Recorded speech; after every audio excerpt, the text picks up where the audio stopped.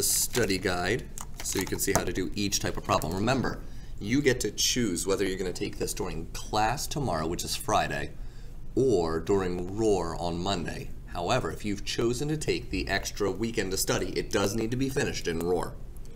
All right, to turn 32% into a fraction in simplest form, I remember percent means per 100, so 32 per division 100. And we can either divide the top and bottom by 8, or if I don't know that off the top of my head, I remember that my calculator, 32 over, over 100, if I just hit the equal sign, will reduce for me to 8/25. So I could divide the top and bottom by 4. Sorry, I was a step ahead of myself. Number 2, write 11/15 as a percent. In my mind, I can do a couple things. If you're a proportion person, you could say 11/15 is what over 100, and then you can cross multiply. Or you could turn it into a decimal. That's probably what most of your parents would do, and just do 11/15 to a decimal is 7.3 repeating. And to turn a decimal into a fraction, we do times 100, and we get 73.3 repeating percent. It says nearest hundredth, so I'm going to cover it up so I see the hundredths. I move my thumb over a little bit more for you. I'm going to go just one more, and that 3 will tell me what I'm going to do, and it just stays the same. Regardless, my answer is 73.33%. It would actually be wrong to say 73.3 repeating percent because the directions tell me to round. Number 3, a couple ways you can go about it. So I have 0.04%.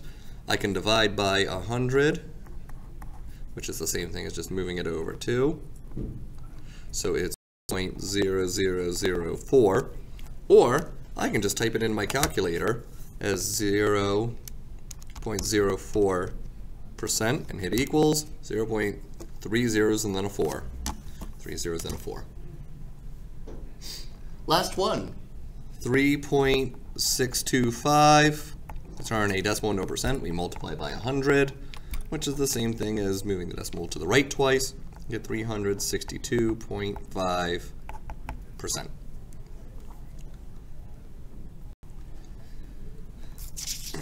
I'm going to show these next problems mostly as is over of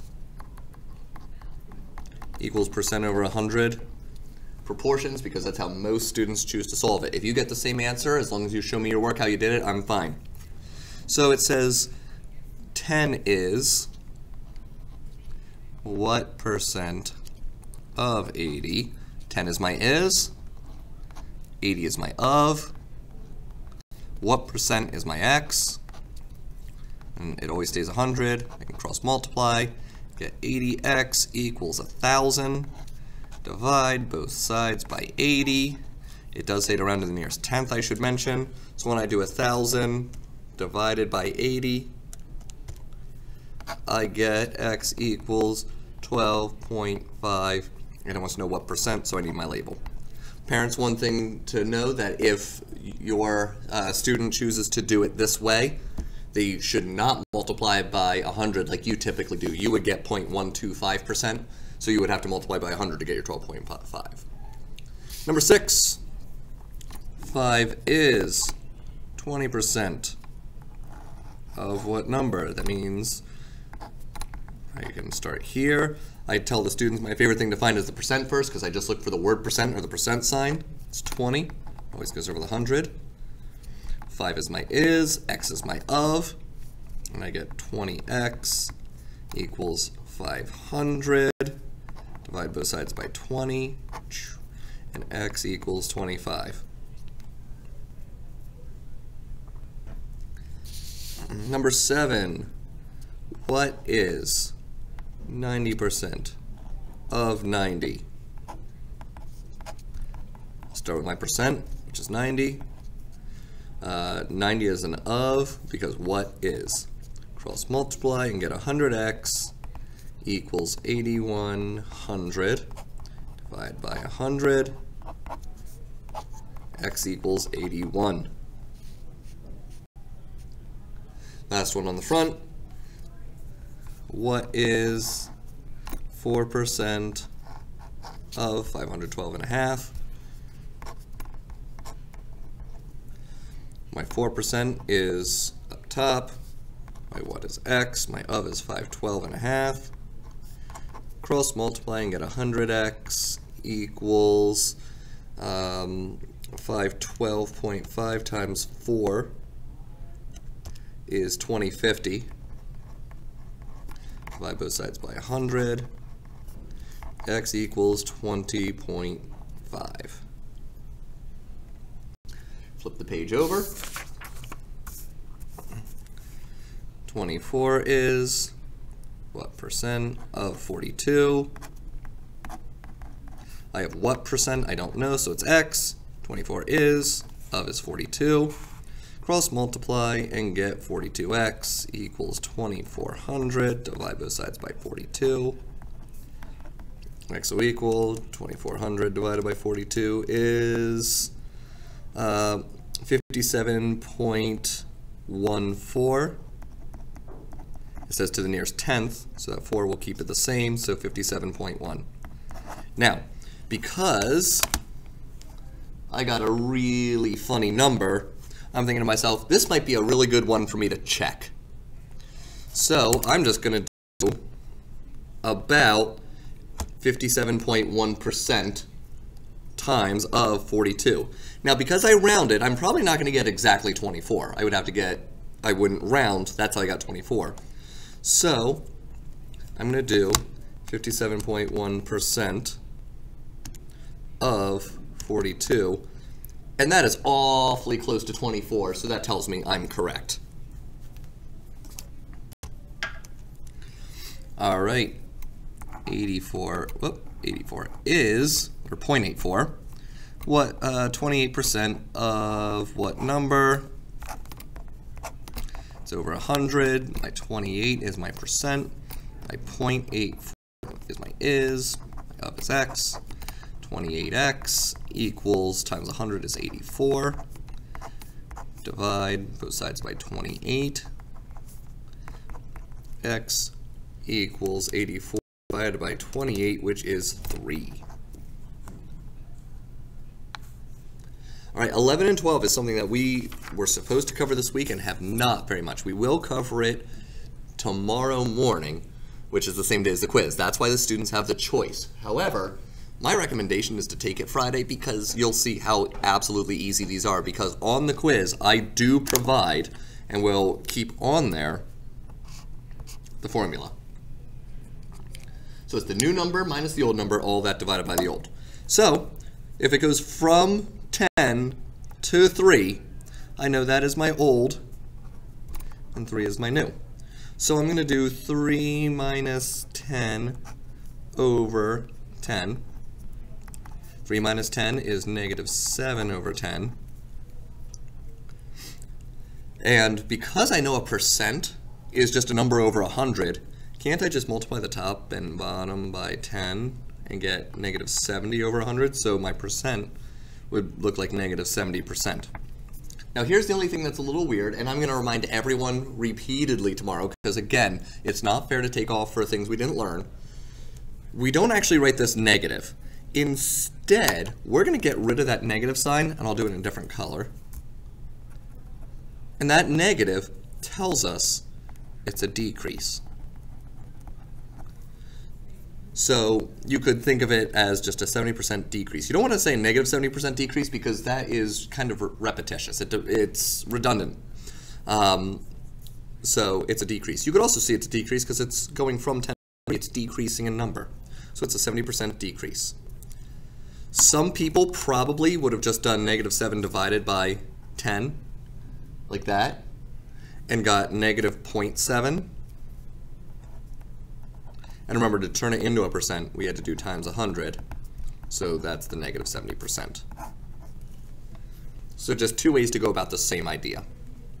All right, same thing here, new minus old over old. If it goes from 3 to 15, that's my old. That's my new. So I'm going to go 15 minus 3 over 3.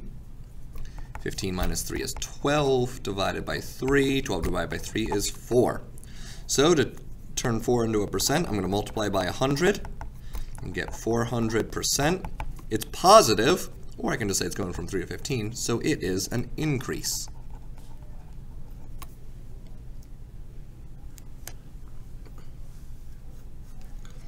$13 and $14, nothing terribly tricky about them. Just need to remember a couple ideas. First is the rate must be a percent.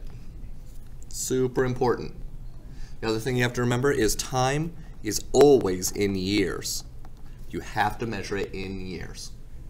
All right, so if I'm finding the interest, that means I'm looking for the I, so I'm just going to multiply the principal times the rate times the time. So I'm going to multiply 250 times 7.5%. You need that percent sign. If you want to do as a decimal, that's fine, where you do 0.075. But you need that percent sign. Times, fortunately, it's already in years, so 4. So on your calculator, all you need to do, and let me see if I can move it where you can see it, but there's not a glare. It's a difficult balance to strike. 250 times 7.5% times 4 is 75. And I need to remember that my principal is always $1 because I'm rounding to the nearest cent, so I need my label dollars. Here, again, I'm going to take my principal, 725, times my rate, which is 0.25%, and then 18 months. Some of you can figure out that 18 months just off the top of your head is a year and a half, but I can understand that's hard for some others. So another way to think about it is, let's make it a fraction. So if I have 18 months, well, how many months make up a whole year? Well, 12. So I'm going to do 18 divided by 12. And fortunately, our calculator can do that for us. We don't even have to simplify it yet. So I'm going to take $725 times 0.25%. Let me make sure I'm right. Yep. Times, and I'll do it the way that I have it written, even though I would probably just do 1.5. I'll go 18 twelfths, or we could have done 18 divided by 12, same thing. And you get 2.71875. 2.71875. Okay. It says round to the nearest cent. So the way I like to do this is I cover it up so it looks just like money. There. $2.71. That looks like money to me. That's to the nearest cent. Now I'm just going to go one more.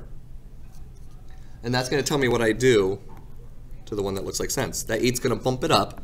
So it's $2.72. That's my answer. Number 15, last one. A group of students were surveyed about how they spend time with their families. 70 of the students said dinner. I bet that 70 is important. I'm probably going to mark that. 70 said dinner. That represents 35% of the data. How much of the students were surveyed altogether? That word is super important. Because just like we can do is over of equals percent over 100, we can also remember that part over the whole thing equals our percent over 100. That word altogether, ooh, sorry about that. That word altogether tells me that is the whole thing. Altogether means the whole thing. So if I want to know how many were all together, that means I don't know the whole. So I'm going to say I know my percent is 35 over 100. And I don't know the whole thing, so that's going to be x, so 70 is the part. When I cross multiply, I get 35x equals 700. Sorry, 7,000. Divide both sides by 35. X will equal 200, and I need my label, how many students, so it's 200 students. I can work backwards to check my work if I want. I can say 35% of 200, and I hope I get 70. I do. All right, that is the study guide. Again, students can choose whether they take the quiz during class on Friday or during Roar on Monday. If they need that extra weekend, that's fine. And really, it's on them to pick. Good luck, and reach out if you have any questions.